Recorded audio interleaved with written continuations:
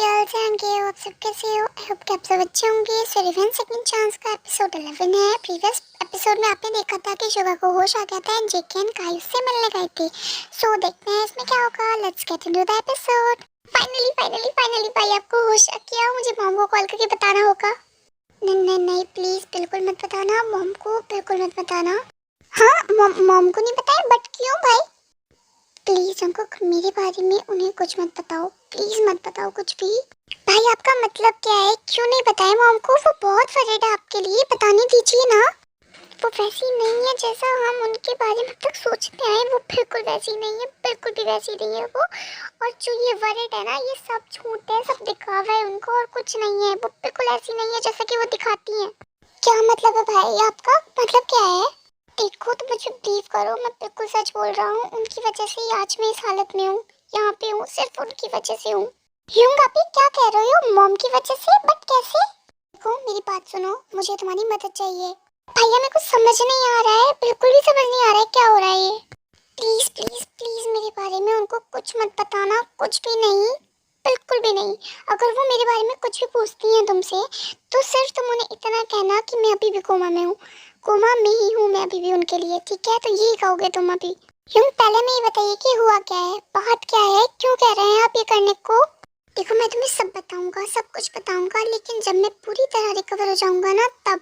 लेकिन तब तक के लिए उन पर बिल्कुल ट्रस्ट मत करना, इतना सा भी ट्रस्ट मत करना उन पर, ठीक है?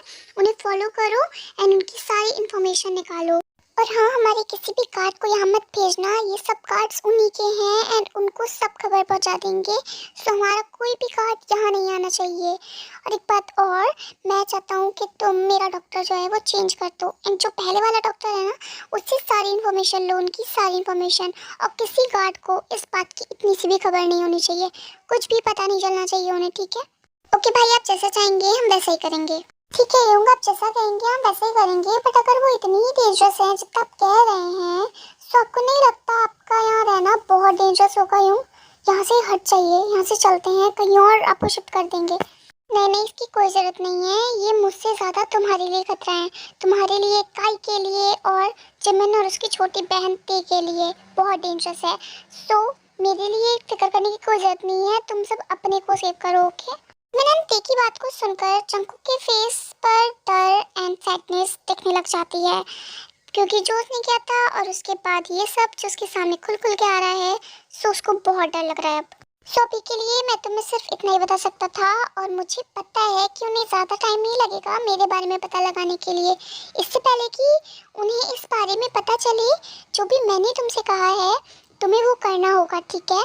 तुम दोनों मुझ पर ट्रस्ट करते हो ना? ऑफ कोर्स यूंग, हम आप पे ट्रस्ट करते हैं। बस यूंग, हम आप पे पूरा ट्रस्ट करते हैं। तो मैं जैसा कहता हूँ बस वैसा करो तुम लोग, ठीक है? ओके यूंग, अभी हमें जाना होगा। Bye, take care. Bye and be careful. Okay यूंग। उसके बाद काई एंड जेके वहाँ से चले जाते हैं। देन यूंगी अपने पिलो के नीचे से एक पिक निकालता है जो उसने हाइड कर रखी थी। एक्चुअली वो मिनी की पिक होती है जो जिमिन से गलती से वहाँ छूट गई थी। उस पिक को हाथ में लेकर शुगा उसको किस करता है एंड कहता है कि ये पक्का मेरी डॉटर है, ये बिल्कुल मेरे और जिमिन जैसी दिखती है, पक्का मेरी डॉटर है, ये मेरी बेटी है। देन यूंगी अपने रूम में आसपास देखता है, सो नोटिस करता है कि एक सीसीटीवी कैमरा रूम के कॉर्नर में लगा होता है। देन वो पिक को हाइड कर लेता है एंड बेड से उठ जाता है। उसके बाद वो वॉशरूम जाता है एंड आफ्टर 15 मिनट्स वॉशरूम से आके एंड कैमरे के आगे एक ब्लैक कलर का बॉक्स रख देता है। देन वो वीक होता है बट फिर भी वो रूम से निकल जाता है धीरे धीरे एंड सीसीटीवी रूम में पहुंच जाता है। हेलो बॉस, वो मैं ये कह रहा था कि वो बिल्कुल चुप हो जाता है क्योंकि उसे फील होता है कि उसके हेड पर किसी ने गन रखी है। मेरे बारे में कुछ नहीं पता, ओके? और अगर पता है ना तो देख लेना। एरिया, तुमने किस लिए फोन करा? क्या कह रहे हो? अब वो एक्चुअली बॉस मैं कह रहा था कि अभी तक उसे होश नहीं आया है। ये बताने के लिए कॉल करने की क्या जरूरत थी, बास्टर्ड? Good boy. हाँ, यहाँ पे तुम कितने लोग हो? हम यहाँ 2 लोग हैं, बट वो कुछ खाने के लिए लेने गया है। ये कहते कहते वो गार्ड अपनी पॉकेट में अपनी गन ढूंढने लगता है। देन क्या ढूंढ रहे हो? अपनी गन ढूंढ रहे हो? ये तुम्हारी गन है जो मेरे पास है और जिससे मैं तुम्हें कुछ टाइम में मार ही दूंगा। सर आपको क्या चाहिए मुझसे? प्लीज़ मुझे बताइए, मुझे मारिए मत। जो पर्सन मुझे लास्ट टाइम विजिट करने आया था, मुझे उसकी फुटेज देखनी है, समझे? जल्दी से दिखाओ मुझे। एंड उसके बाद वो कार्ड युंगी को सारी जिमिन वाली कवरेज, सारी फुटेज दिखा देता है। एंड उस फुटेज को देखकर युंगी और ज़्यादा गुस्से में आ जाता है एंड उस पर्सन पर अपनी गन को और टाइटली पॉइंट कर लेता है। वो कहाँ है अब? कहाँ है वो? सर मुझे नहीं पता कि वो कहाँ है, बट मैंने मैम को ये कहते सुना था किसी से कि उन्हें मार दिया जाए। वो किसी से कह रही थी उन्हें मारने के लिए। मैम, तुम्हारा मतलब है मेरी मदर, है ना? वो गार्ड हमें सर हिलाता है एंड उसके बाद युंगी को बहुत गुस्सा आता है एंड वो उस पर गन चलाने वाला था, बट फिर वो अपने आप पे कंट्रोल कर लेता है। और क्या उन्होंने उसे ढूंढ लिया था? मिल गई थी वो उन्हें? नहीं नहीं नहीं नहीं, वो उन्हें नहीं मिली थी। वो भाग गई थी वहाँ से अपनी बहन के साथ, और अपनी गार्ड बोलने ही वाला था लेकिन उन्हें कुछ फुटस्टेप्स सुनाई देने लगते हैं। ओ आई थिंक तुम्हारा असिस्टेंट आ रहा है। ये ध्यान रखना कि अगर ज़्यादा स्मार्ट बनने की कोशिश की ना तो यहीं पे मार दूंगा, समझे? युंगी वहीं पे कहीं छुप जाता है एंड दूसरा गार्ड एंटर करता है कुछ फूड स्टफ के साथ। हे, कुछ मूवमेंट हुआ क्या? नहीं नहीं, कुछ नहीं हुआ। एंड उस दूसरे गार्ड के हेड पर भी युंगी गन पॉइंट कर देता है एंड वो अपने पॉकेट में अपनी गन लेने के लिए हाथ डालता है, पर युंगी ने वो गन पहले ही निकाली थी। ओ माय गॉड, कितने स्टूपिड हो ना तुम लोग। बहुत बेकार काम पे रखा है तुम्हें, समझे? Stupids, idiots. उसके बाद युंगी उन दोनों को बांध कर स्टोर रूम में डाल देता है एंड उनके फोन भी ले लेता है। मैं अभी उठाऊं और अभी इतनी मेहनत करवा ली तुमने मुझसे, बट हो तो तुम इडियट सी। युंगी कॉल करने के बाद अपने रूम में आके फिर से बेड पे लेट जाता है। 2 घंटे बाद एक लेडी रूम में एंटर करती है शाउट करते हुए। ओह माय गॉड युंगी, तुम्हारे साथ क्या हुआ? तुम यहाँ पे कैसे हो ऐसे? क्या तुम पहले चिल्लाना बंद करोगी? ऐश, ओके। अच्छा तुम ये बताओ कि तुमने मुझे यहाँ पे क्यों बुलाया और तुम रशिया से कब वापस आए? लीसा प्लीज पहले तुम मुझसे इतने सारे क्वेश्चन पूछना बंद करो। और वेट, तुम्हें ये किसने बताया कि मैं रशिया गया हूँ? तुम्हारी मॉम ने बताया। उन्होंने कहा कि जब जिमी ने तुम्हारा दिल तोड़ा उसके बाद तुम उसे भूलने के लिए रशिया चले गए थे। दिस लेडी ना, मैं कोई रशिया नहीं गया था, मैं कोमा में था जब से। क्या तुम कोमा में थे? तो आंटी ने मुझसे ये क्यों कहा कि तुम रशिया गए हो? ये सब मैं तुम्हें जब बताऊंगा जब मैं रेडी हूँगा। अभी के लिए मुझे तुम्हारी हेल्प चाहिए। बट किस चीज़ में चाहिए? मुझे तुम्हारे कुछ बॉडीगार्ड्स, कुछ मेंस चाहिए। Okay, but how many? 5।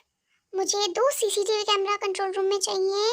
एक चाहिए जो जिमिन को ढूंढे एंड 2 चाहिए मेरे सीक्रेट और ऑनेस्ट बॉडीगार्ड, ठीक है? Okay, but why Jimin? उसने तुम्हारा दिल तोड़ा है यार, उसे क्यों ढूंढना है तुम्हें? नहीं नहीं तोड़ा उसने मेरा दिल, बिल्कुल नहीं तोड़ा है।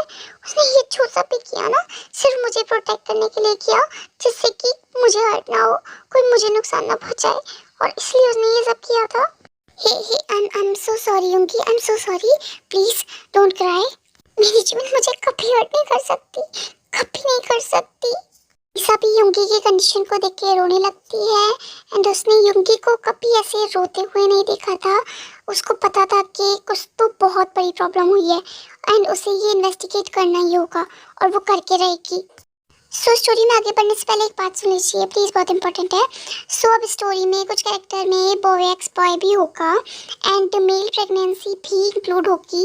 मेल प्रेगनेंसी बिल्कुल इमेजिनेटेड है, बिल्कुल इमेजिनेशन पर बेस्ड है, तो इससे कोई भी प्लीज़ अपने दिल पर मत लेना, इमेजिनेशन पर है।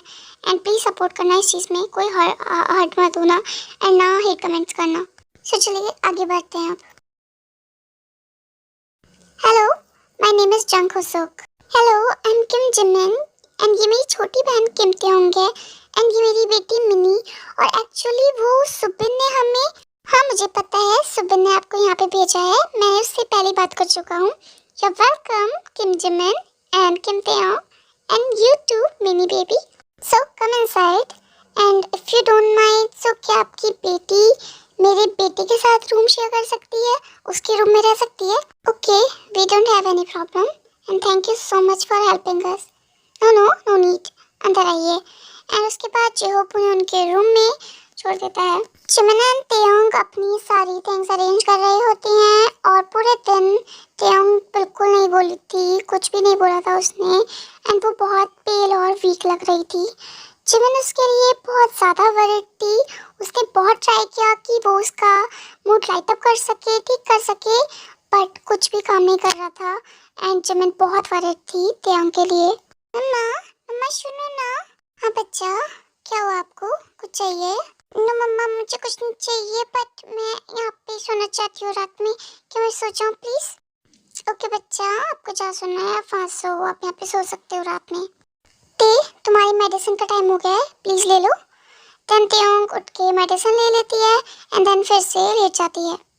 Then after 2 hours Jimin bed पे बैठी होती है एंड मिनी उसकी लैप पर सो रही होती है। देन त्योंग रूम में एंटर करती है बात लेने के बाद एंड वो जिमिन की तरफ देखती है जो अपनी ही थॉट्स में लॉस्ट थी। वो धीरे से बेड पे बैठती है एंड सॉफ्टली जिमिन का हैंड पकड़ती है जिससे कि जिमिन सडनली अपनी थॉट से बाहर आती है। जिमिन त्योंग की तरफ देखती है एंड हल्की सी स्माइल करती है। I'm so sorry त्योंग, I'm so sorry कि मैंने तुम्हारी लाइफ बर्बाद कर दी। मैंने बहुत ट्राई किया कि मैं तुम्हें और मिनी को प्रोटेक्ट कर पाऊँ बट मैं नहीं कर पाई। I'm so sorry Taeyong. Deepti please अपने को ब्लेम करना बंद करो, आपकी कोई गलती नहीं है इसमें। It's my destiny the, please don't blame yourself. तुम्हें जानना है ना मेरी स्टोरी, मेरी और युंगी का क्या रिलेशन था एंड क्या हुआ हमारे साथ। दी जानना है बट अगर आप कंफर्टेबल हो तो, वरना आप बाद में बता दीजिएगा। नहीं नहीं दी, वैसे बहुत लेट हो चुकी है सो मैं अब मैं बताना चाहती हूँ। दी बताइए। सो दी जैसे तुम्हें पता है कि मैंने अपनी स्कूल्स बहुत जल्दी कंप्लीट कर ली थी एंड उस टाइम मॉम बहुत सिक थी एंड वो सियोल में थे हम उस टाइम पे। बहुत ट्राई किया मैंने कि मुझे कोई जॉब मिल जाए बट सबने मुझे ये कहकर मना कर दिया कि मैं बहुत छोटी हूँ जॉब के लिए। बट फाइनली एंड लकीली मुझे जोन्स कंपनी में एक जॉब मिल गई थी। मैं बहुत हैप्पी थी उस टाइम एंड मैंने कंपनी में वर्क करना स्टार्ट किया था एक नॉर्मल एम्प्लॉय के रूप में एंड बहुत लोएस्ट सैलरी के साथ। बट वो इनफ थी तुम्हारी स्कूल फीस के लिए एंड मॉम की सारे खर्चे के लिए, हॉस्पिटल बिल्स एंड दवाइयों के लिए। एक मंथ बाद जब मॉम की डेथ हो गई एंड हम बिल्कुल टूट चुके थे बहुत ज़्यादा। दी मुझे याद है, सब याद है। दी तो उस टाइम हम बहुत टूट चुके थे। आई नो कि मुझे वर्क करना पड़ेगा तुम्हारा ख्याल रखने के लिए बिकॉज हमारे पास कुछ भी नहीं था एंड मॉम की डेथ के बाद, उनके फ्यूनरल के बाद तब मैं कुछ टाइम बाद वापस गई अपनी कंपनी में वर्क के लिए। सो मुझे पता चला कि मुझे सीईओ के पर्सनल सेक्रेटरी के लिए प्रमोट कर दिया गया है। मैं बहुत ज़्यादा एक्साइटेड थी सीईओ से मिलने के लिए क्योंकि कोई भी नॉर्मल एम्प्लॉई सीईओ का फेस नहीं देख पाया था एंड ये चीज़ बहुत जेलस कर रही थी उस टाइम सबको एंड लोग सोच रहे थे कि इसको कैसे इतनी जल्दी प्रमोशन मिल गया जबकि इसने इतना वर्क भी नहीं किया इस कंपनी में अब तक। तो जब मैंने सीईओ को देखा so I really fell in love with him. वो पता नहीं कैसे बट पहली नज़र में ही मुझे उससे प्यार हो गया था उसको देखकर ही। एंड बताओ कौन था सीईओ, पता है तुम्हें? शुगर युंगी थे ना वो। वो युंगी था। मैंने बहुत ट्राई किया कि मैं मेरी फीलिंग्स को इग्नोर करूँ उनकी तरफ बिकॉज मुझे लगा वो मुझ जैसी लड़की को क्यों ही प्यार करेंगे बट मैं गलत थी। जब मैं सेक्रेटरी बनी उसके एक वीक बाद ही उन्होंने मुझे कन्फेस करा था अपना लव एंड उन्होंने कहा कि वो मुझसे बहुत प्यार करते हैं। देन फिर मुझे पता चला कि वो युंगी था जिसने मुझे अपनी सेक्रेटरी के लिए प्रमोट किया था एंड उसके बाद हमारी रिलेशनशिप बहुत सही जा रही थी, एक दूसरे से बहुत ज़्यादा प्यार करते थे हम एंड मुझे बिलीव नहीं था कि इतनी जल्दी एंड इतना प्यार कैसे हो सकता है बट वो बहुत प्यार करता था मुझसे एंड मैं भी बहुत ज़्यादा एंड हमारी रिलेशनशिप सिर्फ प्योर थी, बिल्कुल प्योर थी, सिर्फ लव था, नो सेक्स रिलेशनशिप थी। बिल्कुल नहीं चाहते थे कि कोई ऐसी चीज़ें हम पहले ही करें। सो हम सिर्फ और सिर्फ प्यार किया था और कुछ नहीं। एंड युंगी ने मुझे अपनी फैमिली से इंट्रोड्यूस करवाया था। वो तुमसे मिलना चाहता था एंड मैंने उसे प्रॉमिस किया था कि जब वो तुम वेकेशन से वापस आओगी सो मैं उसे तुमसे मिलवाऊंगी। बट जो भी हमने सोचा था वैसा कुछ नहीं हुआ, बिल्कुल भी नहीं हुआ। एंड युंगी ने मुझसे प्रॉमिस किया था कि हमारी वेडिंग नाइट से पहले युंगी मुझे बिल्कुल भी टच नहीं करेगा, उससे पहले बिल्कुल कुछ नहीं ऐसा होगा। बट दैट डे हम एंजल्स वाला पार्ट यहीं तक था। आई होप कि आपको पसंद आया होगा एंड ये मत सोचो कि मैं इससे ज़्यादा दिखाऊंगी, इस पार्ट में दिखा दिया बहुत ज़्यादा, बहुत लंबा पार्ट हो गया है वैसे भी। एंड जो है यमन का जो फ्लैशबैक था ना, वो मैंने हाफ आपको सुना दिया है, एंड जो हाफ फ्लैशबैक है वो मैं नेक्स्ट पार्ट में दिखा दूंगी, एक या दो पार्ट्स में, या आ जाएगा या फिर हो सकता है एक ही पार्ट में कवर हो जाए।